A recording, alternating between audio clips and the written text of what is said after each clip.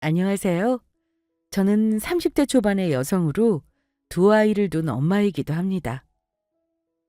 사실 전 얼마 전 저에게 있는 줄도 모르는 가족을 만나게 되었습니다. 바로 저희 친할머니 말이에요. 어린 시절 부모님이 돌아가시고 보육원에 맡겨졌던 저는 알고 보니 할머니라는 가족이 있었더라고요.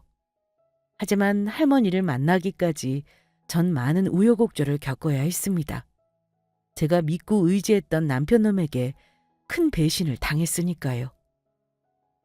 언제는 저밖에 없다던 인간이 저를 배신하고 회사 여직원과 바람이나 저와 아이들까지 버리고 집을 뛰쳐나갔던 것입니다. 그때 느꼈던 배신감과 분노는 정말 이루 말할 수 없었죠. 하지만 개만도 못한 남편놈의 인간 같지 않은 행동은 거기서 끝나지 않았습니다. 남편놈과 이혼 후 제가 잘 살게 되자 저에게 돈을 뜯어내기 위해 찾아와서 협박까지 했던 사람이니까요. 물론 그 덕에 남편놈은 쫄딱 망하고 말았지만요. 사실 저의 인생은 어린 시절부터 기고했습니다. 전 어렸을 때 제가 행복한 아이라고 생각하고 살았는데 그게 아니었더라고요. 부모님은 작은 어촌마을에서 어부일을 하셨는데 그만 배를 타고 나가셨다가 돌아가시고 만 것입니다. 하루아침에 전 고아가 되고 만 것이죠. 처음에는 부모님이 돌아가셨다는 게 믿기지 않았어요. 그저 하염없이 눈물만 나는 게 꼭 꿈을 꾸는 것 같았죠.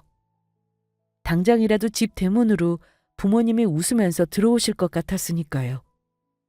그러다가 부모님의 시체도 못 찾은 채 동네 사람들의 도움으로 부모님의 장례식을 치르게 되었고 그제야 더는 부모님을 볼 수 없다는 사실이 실감하게 되었습니다. 그렇게 저는 보육원에 가게 되었습니다. 부모님 두 분 다 고아여서 저를 돌봐줄 부모님의 형제나 친척들이 없었으니까요.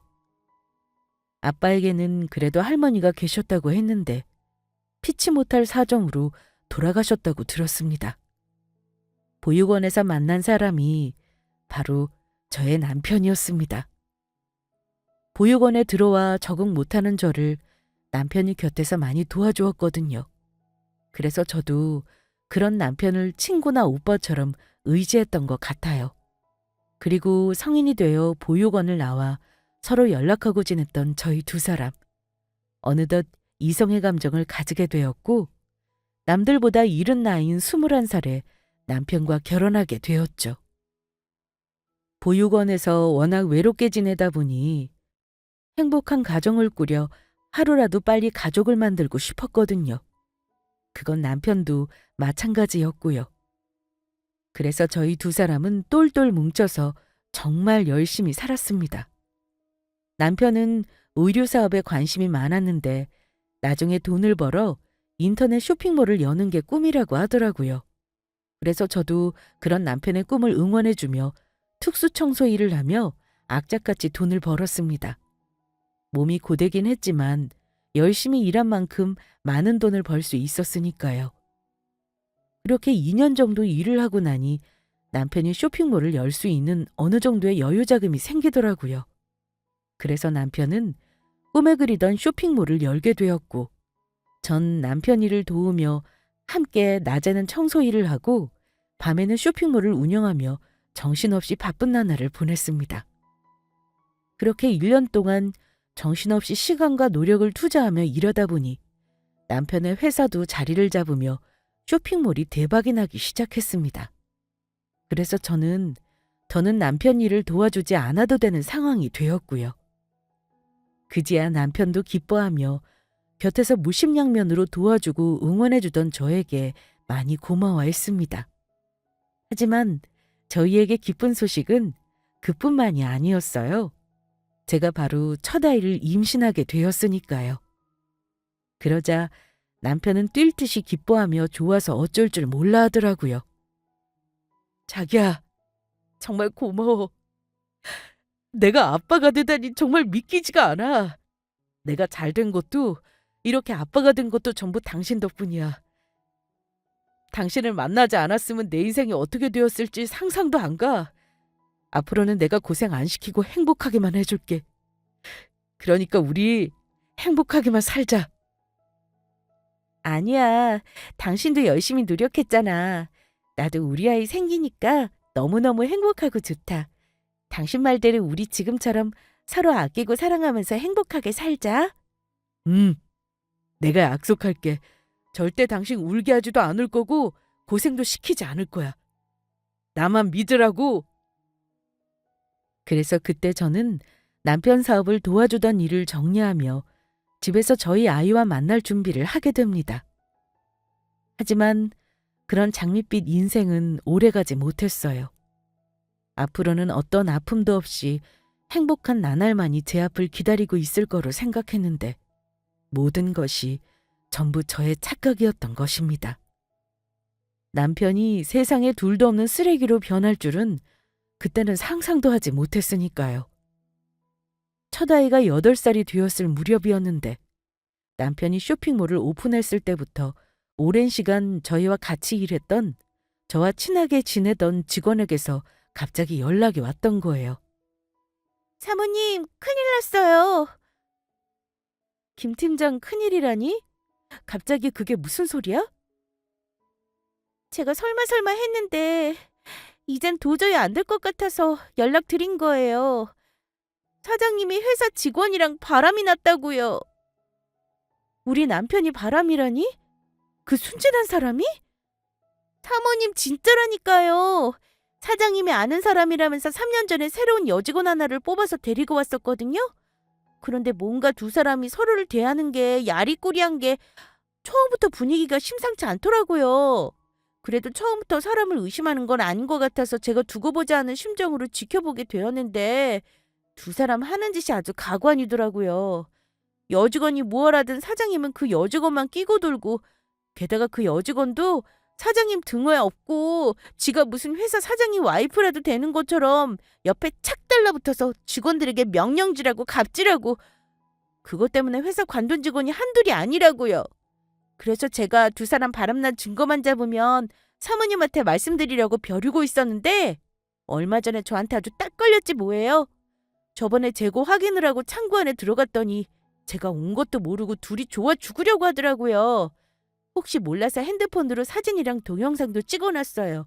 지금 보내드릴 테니까 사장님이 보고 확인하세요. 사모님, 마음 잘 진정시키고 멘탈 관리 잘 하셔야 해요. 전 여직원이 보내준 증거들을 보고 충격을 받고 말았죠. 정말로 여직원이 보내준 사진이랑 동영상에는 남편이 상간녀와 바람 피운 장면이 그대로 담겨 있었으니까요. 둘이 꼭 붙어서 껴안고 있는데 순간 억장이 무너지면서 제 눈이 뒤집히는 것 같았죠. 사실 요즘 들어 남편이 가정에도 소홀해지고 저를 대하는 행동도 이상해져서 의심을 하고 있었지만 저의 설마 했던 일이 일어나고 만 것이죠. 제가 이런 놈을 위해 아등바등 살았나 싶은 것이 지금까지 희생에 살아온 시간이 너무너무 아깝고 한탄스럽게 느껴졌습니다. 그래서 전 그날 밤 남편이 퇴근하기만을 기다리고 있었습니다. 모든 사실을 따지고 결판을 지어야 했으니까요. 그런데 제가 이야기를 꺼내기도 전에 남편 놈이 저에게 먼저 폭탄을 던지고 말았습니다. 여보, 나 사랑하는 사람 생겼어. 그래서 하는 말인데 우리 깔끔하게 이혼하자. 더는 당신 얼굴도 지겹고 서로 사랑이 식은 마당에 우리가 같이 살 이유는 없잖아. 대신 양육권은 당신한테 줄 테니까 아이들은 당신이 키워. 난 우리 은수랑 살려면 아이들이 방해가 될 것 같거든. 나 오늘 밤 비행기로 은수랑 해외로 여행 가기로 해서 바빠서 이만 가볼게. 너 미쳤어? 해외여행? 지금 바람까지 피어서 집안을 이 모양 이 꼴로 만들어 놓고 지금 상간녀랑 여행 간다는 말이 나와? 그것도 네 집사람 앞에서? 네가 그러고도 사람이야? 어떻게 부모가 자식까지 버리고 나갈 생각을 해? 내가 네 놈 때문에 그동안 얼마나 희생하고 살았는데. 진짜 그놈의 생색은 초반에 조금 도와준 거 가지고 아직도 우려먹네. 그리고 너만 고생했어? 자식 새끼 먹여 살리느라 나도 고생했어. 그러니까 우리 오늘로 모두 깔끔하게 끝내는 거다. 난 앞으로 나가 살 테니까 찾을 생각도 하지 말라고. 웃기고 있네. 누구 마음대로 깔끔하게 끝내? 니놈이 바람 피운 순간부터 이미 더러운 똥물이 된 걸 어떻게 깔끔하게 끝내? 나는 이혼 못 해주니까 어디 그 더러운 잡것이랑 살든지 말든지 마음대로 해봐. 어차피 귀책 쌓여 있는 니놈은 법적으로 나한테 이혼 요구 못하게 되어 있으니까. 그리고 저는 너무 화가 나 남편 놈의 멱살을 잡고 말했습니다. 이 나쁜 놈, 네가 어떻게 나한테 이럴 수가 있어? 어떻게 나한테 이럴 수가 있냐고! 그만두지 못하겠어? 이 여자가 정말 미쳤나? 남편은 제 손을 뿌리치며 저를 밀치려고 했습니다. 그러자 방에서 자고 있는 줄 알았던 아이들이 거실로 뛰어나오더라고요. 그리고는 저희 첫째며 둘째며 할 것 없이 어린 고사리 손으로 남편을 때리기 시작했습니다. 아빠 그만해! 왜 엄마 괴롭히려고 그래요? 아빠가 뭔데 우리 엄마 못쓸 그게 괴롭히냐고요? 아빠 나빠. 아빠 많이 나빠. 그런데 다음에 벌어진 일은 더욱 어처구니 없었습니다. 남편이 자기 멱살을 잡고 있던 저와 아이들을 동시에 밀쳐버린 것입니다. 저와 아이들은 힘에 밀려 그대로 넘어지고 말았고 아이들은 아픈 것보다 놀라 울음을 터뜨렸습니다. 그리고 남편이 아이들을 건드리는 것을 본 순간 저는 꼭지가 돌고 말았죠. 그 누가 되었든 내 새끼를 건드리는 것들은 결코 용서할 수가 없었거든요. 더욱이 아이 아빠라는 인간이 그런 짓을 벌이자 용서고 뭐고 할 것도 없이 제 몸이 먼저 나갔습니다. 전 벌떡 일어나 남편놈의 머리채를 잡고 미친 사람처럼 흔들었습니다. 그때는 제가 봐도 저 자신이 제정신으로 보이지 않았어요. 이 쓰레기 같은 놈! 니놈이 뭔데 내 새끼를 건드려! 내 새끼 건드린 놈은 누가 되었든 절대 용서 못해! 내가 다 죽여버릴 거라고! 아유! 아유! 당신 왜 이래? 갑자기 무섭게 왜 이러냐고! 아! 내 머리! 제가 눈이 돌아간 모습을 처음 본 남편은 겁이 났는지 그대로 제 손을 뿌리치고 도망치듯 주랭랑 쳤습니다. 저는 맨발로 뛰쳐나가 남편 놈을 다시 잡아올 생각이었어요. 하지만 분노한 것도 잠시. 놀라서 울고 있는 아이들을 보자 전 바로 정신을 차리고 아이들에게 바로 달려가 꼭 안아주었습니다. 엄마, 아빠 미쳤나 봐. 아빠가 이상해졌어요. 아빠 미워. 이제 우리 아빠 아니야. 괜찮아. 우리 아기들 엄마가 곁에 있잖아. 괜찮아. 남은 저희 세 식구는 서로 껴안고 펑펑 울었습니다. 그리고 전 그날 결심했죠. 쓰레기 같은 남편 놈을 제가 버려주기로요. 그날 아이들과 함께 보란듯이 잘 살겠노라고 맹세를 했어요. 아직 어린 8살 된 아들과 6살짜리 딸을 버리고 간 그 인간을 더는 아이들 아빠로 인정해주지 않기로 한 것이죠. 저런 인간을 아이 아빠로 계속 둔다는 것이 아이들을 더욱 불행하게 할 거라는 느낌이 확 들었거든요. 이제는 남편 놈이 잘못했다고 용서를 빌며 다시 돌아온다고 해도 제가 봐줄 생각이 없었습니다. 하지만 남편 놈은 끝까지 쓰레기처럼 구는 것을 멈추지 않았습니다. 상종 못할 최악의 인간이었죠. 제가 남편 놈에게 핸드폰 문자로 이혼을 할 거라고 통보하며 이혼 소송을 해 재산도 제대로 분할받고 남편과 상간녀에게 위자료까지 받아낼 거라고 했거든요. 그러자 제 문자에 온 남편 놈의 답장은 정말 기가 막혔던 것이었죠. 잘 생각했다. 서로 좋은 게 좋은 거라고 우리 깔끔하게 갈라서자고. 그런데 이걸 어쩌나? 너한테 분할해줄 재산이 하나도 없는데 내가 지금 가진 것이 없는 빈털터리라 당신한테 줄 돈이 없다고? 그러니까 나한테 재산 분할해서 돈 받을 생각은 꿈도 꾸지 않는 게 좋을 거야. 이미 남편이 쇼핑몰을 하며 얼만큼 돈을 벌었는지 저도 대충 알고 있는 상태였습니다. 그런데 막상 남편과 이혼을 하게 되어 재산 분할을 하려고 하자 진짜 남편에게는 돈이 없었던 겁니다. 남편 놈은 상간녀를 만나며 진작 저와 이혼할 계획을 세웠던 것인지 가지고 있던 재산을 전부 빼돌려 놓은 상황이었거든요. 어차피 누구의 이름으로 하든 부부 재산은 공동 소유였기에 대부분 남편으로 재산을 관리하고 있었는데 이미 살고 있는 집까지 남편이 저 모르게 대출을 받아놓은 상태였던 겁니다. 그래서 결국 전 재산 분할도 제대로 받지 못하고 남편 놈과 상간녀에게 위자료 몇 천만 원만 받고 끝내야 했습니다. 다행이라면 제가 남편 몰래 모아둔 돈이 있어 남편 놈과 상간녀에게 받은 위자료를 합쳐 아이들과 살 수 있는 월세로 된 원룸과 몇 달 정도 생활할 수 있는 생활비를 마련할 수 있었던 것이죠.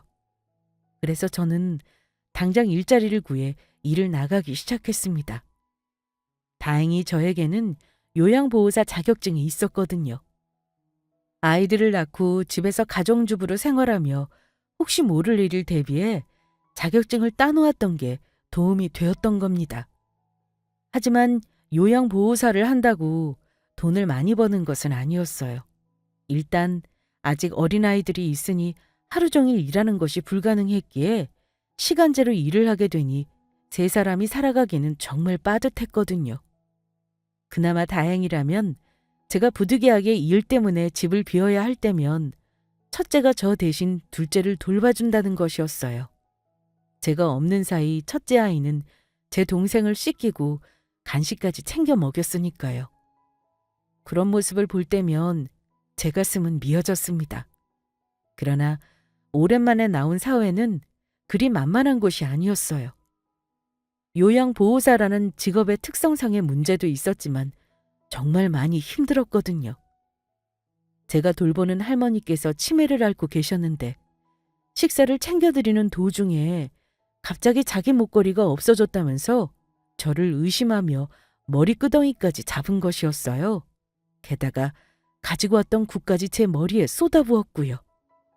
이년아, 내 큰 목걸이 어디다 뒀어? 네 년이 훔쳐갔지? 당장 내 목걸이 내놓지 못하겠어? 내 큰 목걸이 내놓으라고! 여사님, 제가 목걸이를 어디에다 뒀다고 그러는 거예요. 전 훔친 적 없다고요. 그 소리에 방박에 있던 할머니의 아들이며 며느리까지 들이닥쳤습니다. 엄마, 이게 무슨 소리야? 엄마 목걸이가 없어졌다니. 이것이 내 큰 목걸이를 훔쳐갔지 뭐냐? 내가 봤어. 당장 내 목걸이 내놔. 요양보호사님, 경찰은 안 부를 테니까 좋은 말 할 때 훔쳐간 저희 어머니 목걸이 내놓으시죠. 저희 엄마 치매라고 우습게 보고 저희 안 보는 사이에 목걸이 훔쳐가신 것 같은데 저희 그리 만만한 사람 아니거든요. 그러니까 경찰에 신고하기 전에 당장 우리 엄마 목걸이 내놓으라고! 저 그런 일 없거든요. 제가 뭐하러 남의 물건을 훔쳐가요. 그리고 여사님 치매인 거 잊으신 거예요? 그 말을 정말 그대로 믿으시냐고요. 저 억울합니다. 진짜 이 여자가 좋게 이야기하려니까 안 되겠네. 우리 어머니 그렇게 치매 심하신 편도 아니고 정신 말짱할 때가 더 좋았거든? 좋아. 그러면 우리 이 방에 설치한 CCTV 확인해봐도 되겠지? 그거 보면 아줌마가 우리 어머니 비싼 금목걸이 훔쳐갔는지 아닌지 확인할 수 있겠네. 여보, 당장 확인해보자. 이런 것들은 말로 해서는 안 된다고. 경찰에 신고해서 제대로 따끔한 맛을 보여줘야 해. 이래서 없이 사는 것들한테는 잘해주면 안 된다니까. 아무리 잘해줘도 이렇게 뒤통수나 치고. 그렇게 확인된 CCTV에서 진짜 범인을 알게 되었죠. 할머니가 금목걸이를 누가 훔쳐갈까봐 당신 베개 밑에 숨겨놓은 모습이 녹화되어 있었으니까요. 그러니까 할머니의 아들이며 며느리까지 저의 눈치를 보며 사과를 하더라고요. 저기 요양보호사님, 아무래도 저희가 실수한 것 같네요. 이젠 오해도 전부 풀렸겠다. 앞으로 계속 나오셔서 저희 엄마 잘 돌봐주시면 됩니다. 그래요. 저희가 우회해서 그랬던 거니까 설마 속 좁게 이런 일로 마음에 담아두고 그런 거 아니죠? 앞으로도 우리 어머니 잘 부탁해요. 아니요. 저 관둘게요. 그리고 여사님이 치매가 심하지는 않기는요. 힘도 세고 난폭하셔서 다른 요양보호사님들도 여기 안 오려고 하시는 거 전부 아실 텐데요.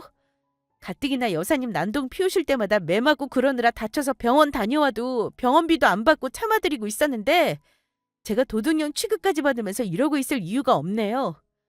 그리고 저보고 없이 산다고 하셨죠? 그러신 그쪽 분들은 돈도 많으실 텐데 왜 제가 여사님 때문에 다쳐서 병원 다녀와도 그동안 모르는 척하면서 병원비 주신다는 소리도 안 하고 가만히 계셨던 건가요? 진짜 구질구질한 게 누군데 당신들이 그딴 소리 하냐고. 나도 우리 가족한테는 귀하고 소중한 존재야. 당신들한테 무시당하면서 도둑년 취급받을 이유 없다고. 난 관둘 테니까 보호자들께서 다른 요양보호사 잘 구하도록 하세요. 이 집에 온다는 요양보호사님이 계실지 모르겠지만. 제가 왜 도둑 취급까지 받으면서 일을 해야 하는지 그때는 정말 속상하고 서럽기만 했습니다. 그렇게 일을 관두게 되자 그동안 힘들었던 것들이 한순간에 오는 것인지 제가 크게 몸살에 걸려 알아눕고 말았죠. 약에 취해 잠들어 있다가 아이들의 말소리와 달그락거리는 소리에 깼는데 제대로 물을 짜지 않아 축축한 물수건이 이마에 올려져 있더라고요. 아무래도 아이들이 제가 잠이 든 동안 제 이마에 올려놓은 것 같았습니다. 그런데 저는 아이들이 벌이는 다음 행동에 그만 눈물을 흘리고 말았습니다. 아픈 엄마를 챙기겠다면서 아이들이 저 대신 저녁 밥상을 차려 두 아이가 힘을 합쳐 상을 들고 저에게 오는 것이었어요. 어설픈 솜씨로 준비한 거라 그릇에 엉망으로 푼 밥에 김치밖에 없었지만 엄마를 생각하는 아이들의 마음이 그대로 담겨 있었습니다. 엄마, 혜진이랑 제가 엄마 밥 먹으라고 차려왔어요. 엄마, 혜진이랑 오빠랑 같이 밥 먹어요. 엄마 아프다고 차려준 거야? 혜동아, 혜진아, 엄마가 잘 먹을게. 정말 고마워. 저는 그때까지 정말로 울 생각이 없었습니다. 그런데 밥 한 숟가락을 떠 목구멍으로 삼키려는데 그만 콱 목이 막히더니 눈물이 나오고 만 것입니다.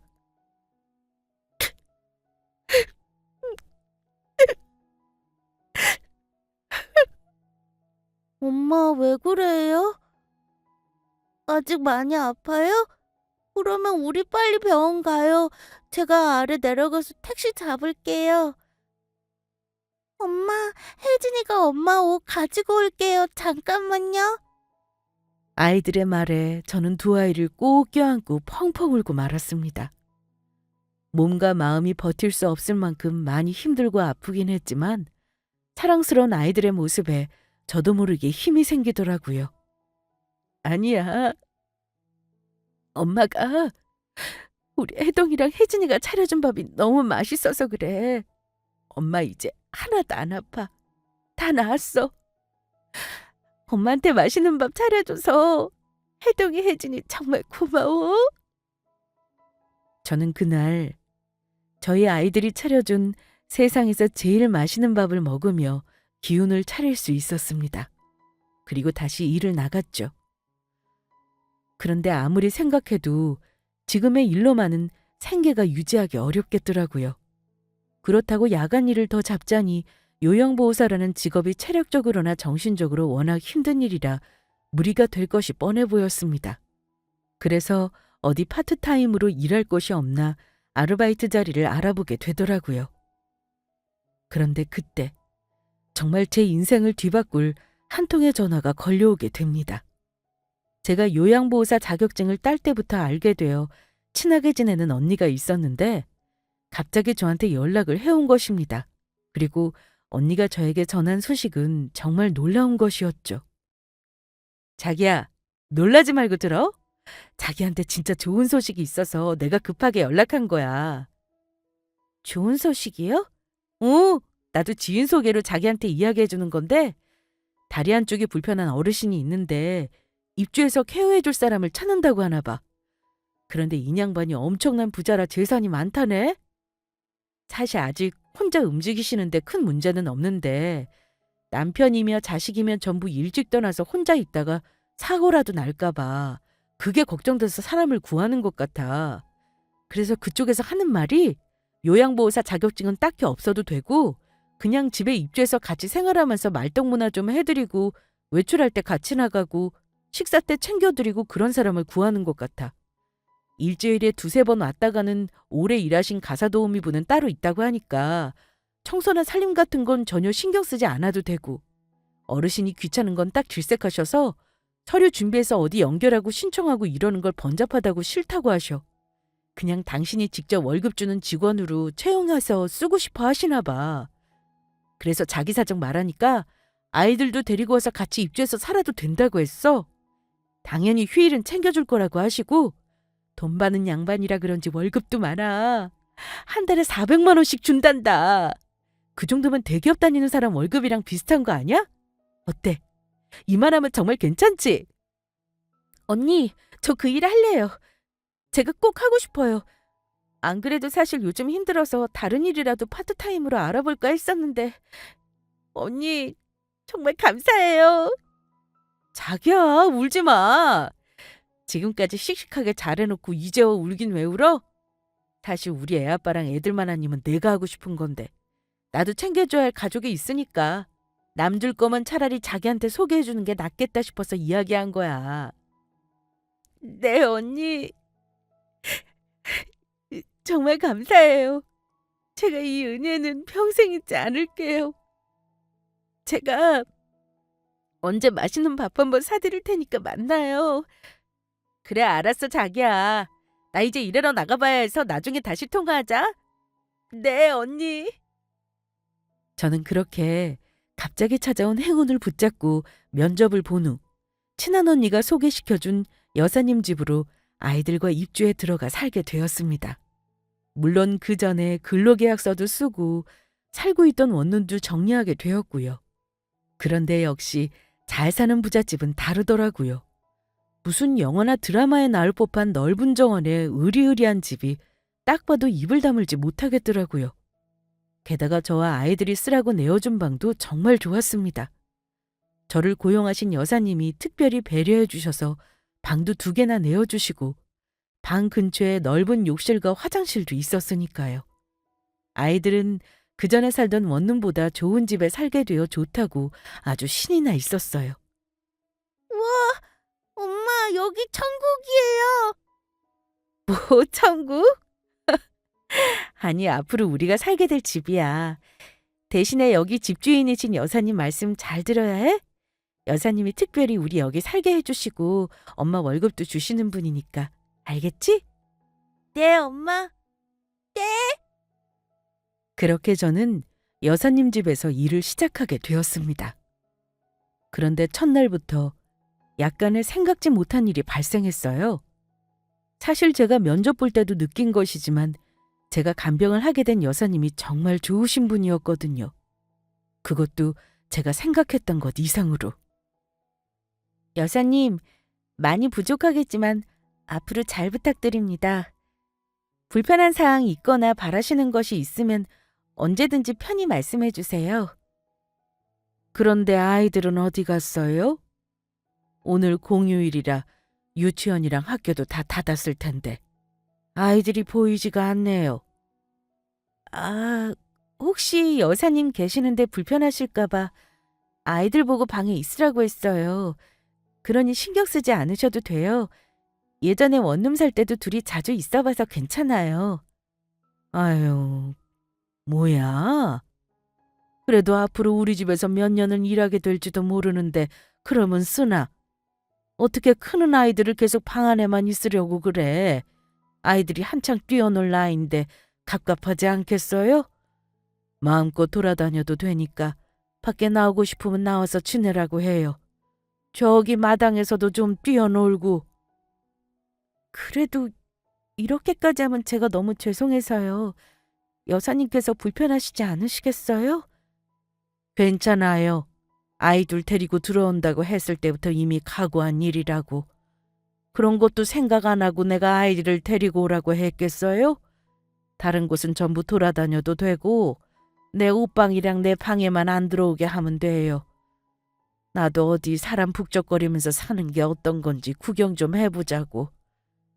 사람이랑 부대끼면서 사는 게 하도 오래돼서 그게 어떤 건지도 까먹어버렸네. 여사님의 배려에 저는 아이들을 방에서 나오게 할 수 있었습니다. 그래도 아이들이 그동안 여러 일을 겪으며 눈치가 빤해졌는지 처음에는 여사님 눈치를 보며 조심스럽게 행동하더라고요. 뭐 며칠 후 여사님이 자기들을 예뻐한다는 걸 알고 본색을 드러내며 개구쟁이 같은 모습으로 바뀌긴 했지만요. 그런데도 저희 아이들이 다른 아이들에 비해 말썽도 피우지 않고 얌전한 걸 보고 여사님은 가슴을 아파하시더라고요.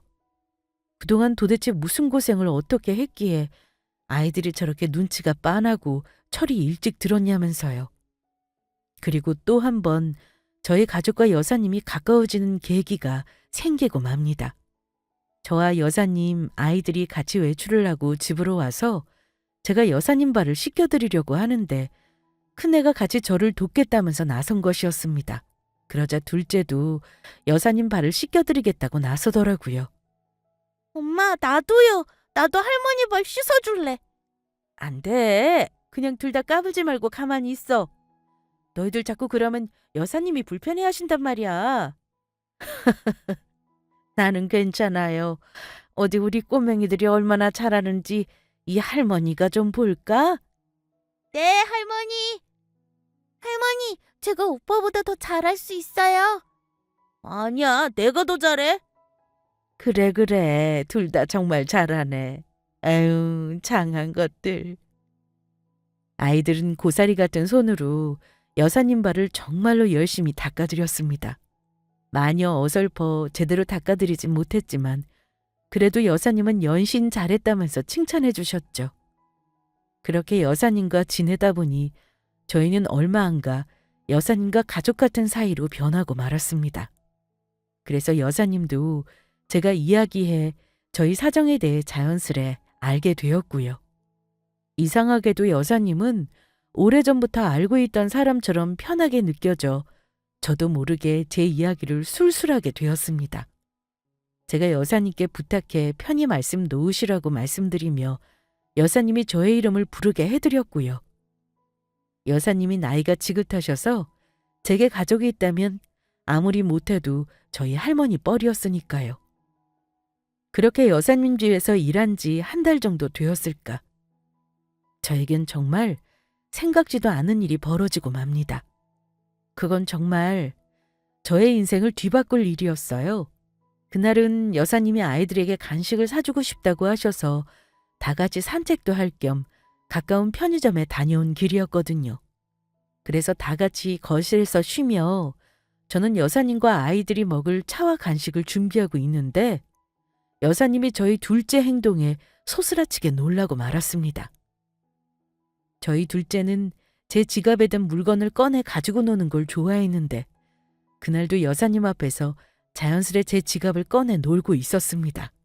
그런데 그런 저희 딸아이가 노는 모습을 구경하시던 여사님이 저희 부모님 사진을 보더니 화들짝 놀라시며 말씀하신 것이었습니다. 정혜야, 이 사진 어디서 난 거니? 여기 사진에 있는 이 두 사람 너랑 무슨 관계야? 아, 그거 저희 부모님 사진인데요. 갑자기 그건 왜요? 그게 무슨 소리야? 그러면 네가 우리 수혁이 딸이란 말이냐? 네가 정말 수혁이 딸이야? 여사님이 저희 아빠 이름으로 어떻게...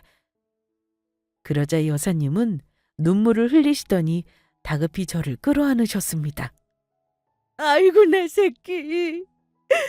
내 새끼를 코앞에 두고도 못 알아봤네. 정혜야, 내가 네 할미다. 내가 바로 네 친할미라고. 뭐라고요? 여사님이 저희 할머니시라고요? 분명히 아빠가 저희 할머니는 돌아가셨다고 했는데. 정말로 여사님이 저희 할머니세요? 사실이냐고요? 그래, 내가 네 알미다. 그놈이 우리 손녀딸이 나 미워할까 봐 솔직하게 이야기하지 않았나 보네. 그동안 혼자서 얼마나 고생이 많았어. 이 할미가 늦게 알아봐서 미안해. 미안하다, 정혜야. 할머니. 저희는 그렇게 서로를 꼭 끌어안고 한참 동안을 펑펑 울었습니다. 그러자 아이들도 놀라 저희를 안고 같이 울더라고요. 할머니는 그런 저희 아이들을 꼭 안아주셨습니다. 그리고 어느 정도 진정이 된 후 할머니에게 왜 저희 부모님이 시골 어촌에서 저를 낳고 살게 되었는지 그 사정을 들을 수 있었습니다. 엄마와 아빠가 처음 만났을 당시 저희 아빠는 명문대를 다니는 학생이었고 저희 엄마는 고아에 식당에서 일하는 종업원으로 할머니의 보시기에는 저희 엄마는 당신의 며느리로 받아줄 수 없는 변변치 않은 사람이었다고 합니다. 할아버지가 일찍 돌아가셨지만 물려주신 사업으로 그때도 할머니는 대단한 집안의 사람이었으니까요. 그래서 아빠가 엄마와 결혼을 하고 싶다고 데리고 왔을 때 반대를 하셨다고 해요. 결국 아빠는 엄마와 살겠다면서 집을 나가버렸고 할머니도 그런 아빠가 괘씸해 찾지 않았다고 합니다. 그리고 할머니가 후회를 하게 된 계기는 저희 아빠와 엄마를 찾으려다가 사고로 돌아가셨다는 소식을 듣게 되었을 때였다고 합니다. 그 충격에 할머니는 쓰러지셨고 몇 년 동안 병마와 싸우느라 저라는 존재를 찾을 생각도 하지 못하셨다고 해요. 그 후유증으로 한쪽 다리를 절며 지팡이를 짚게 되셨고요. 게다가 할머니가 저희 아빠와 엄마를 찾았을 무렵에는 제가 살던 어촌 마을도 사라지고 없는 상태여서 저에 대해 알 방법이 없었다고 하더라고요. 그래서 저도 이상해서 알아보니 그때 행정 처리에 오류가 있었던 것인지 아빠와 엄마 사이에 형제나 부모가 없다고 나와 제가 보육원에 맡겨졌던 것 같더라고요. 그 후 할머니는 진작 저희 아빠와 엄마 사이를 허락할 걸 후회를 하셨다고 합니다. 그래서 모든 가족들이 떠나고 혼자 살게 된 것도 하늘에서 벌을 주시나 보다 생각했다고 해요. 저를 만나기 전까지는요. 할머니는 부모님을 먼저 보낸 저를 보며 많이 미안해하셨고 앞으로는 걱정하지 말라고 하셨습니다. 이제부터는 할머니가 저와 아이들을 지켜주고 보호해 줄 거라면서 저를 만나기 위해 할머니가 그동안 죽지 않고 살아있었던 것 같다고 하셨습니다. 저는 가족이 모두 죽고 없다고 생각했던 그때 할머니를 만나 너무너무 행복했습니다. 왜 할머니를 보며 처음 보는 사람인데도 친근하게 느껴지고 좋았는지 알 것 같더라고요. 제 할머니니 그냥 본능적으로 저도 모르게 끌리고 있었던 거예요. 나중에 들어보니 할머니도 저와 비슷하셨다고 하더라고요. 처음에는 아이들까지 입주해서 들어온다는 말에 혼자인 사람을 구할 수도 있었지만 얼마나 힘들면 그렇게까지 하나 가여운 마음에 받아주었다고 해요. 그러다 저도 그렇고 아이들도 그렇고 막상 보니 남 같지 않고 너무 좋고 끌렸다고 하네요. 그래서 저희는 그동안 하지 못했던 이야기들을 풀며 그날부터 다 같이 할머니 방에서 잠을 자게 되었답니다. 그동안 있었는지도 모르는 존재였지만 서로 너무 그립고 보고 싶었던 존재였으니까요. 그렇게 저희는 세 가족에서 네 가족이 되었습니다. 그 후 할머니와 유전자 검사를 하며 제가 할머니 손녀인 것을 확실하게 확인하게 되었고요. 그런데 그런 저희 행복을 방해하는 뜻밖의 복병이 등장하고 맙니다. 제가 할머니를 찾았다는 소식을 어떻게 안 건지 전화번호까지 바꾼 저에게 전 남편 놈이 연락을 해온 것입니다. 그러면서 꼭 할 말이 있다면서 만나자고 하더라고요. 제가 만나주지 않으면 법적으로 소송해 아이들 양육권을 뺏어올 거라면서요. 그래서 전 어쩔 수 없이 전 남편 놈을 만나주게 됩니다. 그런데 쓰레기는 어쩔 수 없는 쓰레기인지 전 남편 놈의 입에서 나온 말은 정말 가관이더라고요. 당신 부자 할머니 만났다면서 그것도 그냥 부자도 아니고 뭐 재벌 비슷한 큰손 할머니라면서? 그래서 하는 말인데 그동안 내가 결혼해서 당신 먹여주고 입혀주고 재워준 값을 좀 줘야겠어. 당신 할머니 재산에 비하면 그리 큰 돈은 아니고 그냥 코푼 휴지값 정도야. 한 5억 정도면 될 것 같아. 내가 말한 돈 잘 준비하는 게 좋을 거야.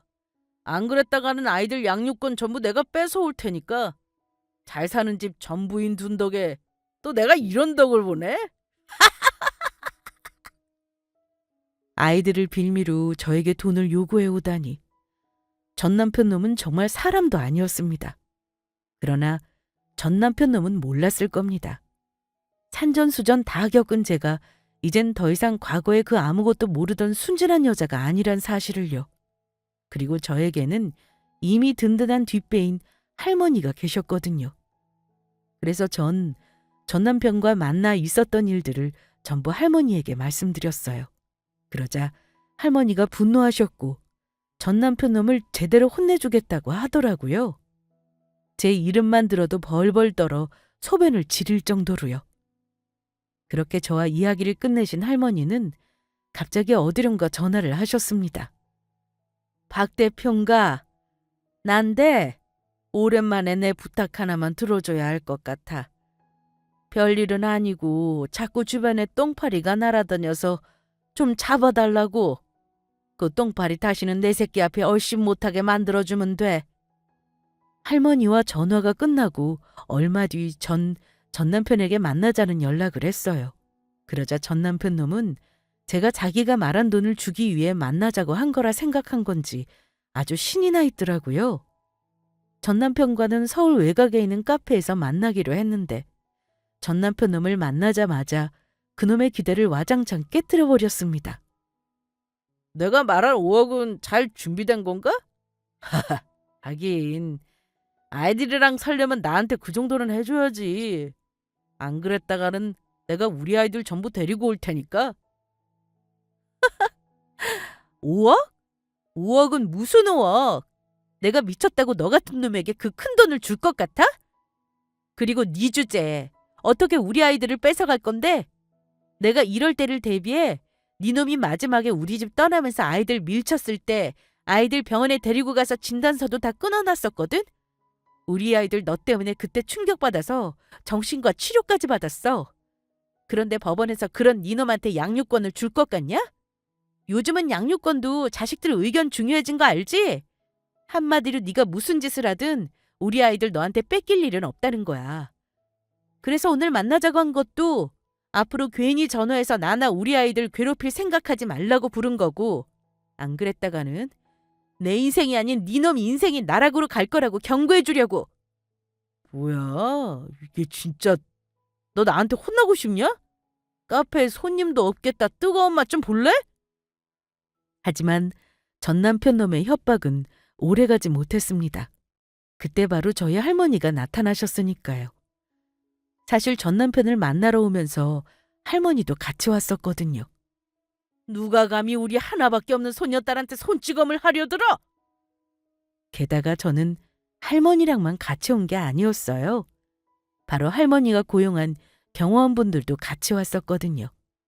카페가 조용했던 것도 이곳이 할머니 소유라 하루 동안 장사를 하지 않고 비워둔 상태였기 때문이었죠. 경원들은 저를 때리려고 한 전 남편을 보자마자 재빨리 팔을 꺾어 제압하며 할머니 앞에 무릎 꿇게 만들었습니다. 그러자 전 남편 놈은 겁을 먹고 쩔쩔매더라고요. 이거 왜 이러세요? 놓으라고요! 어디 방금 전에 한 이야기 다시 꺼내봐.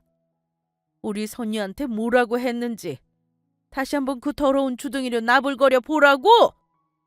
감히 바람 피어서 우리 손녀도 모자라 증손주들 눈에까지 피눈물 흘리게 만들어 놓고 감히 돈을 노리고 협박을 해?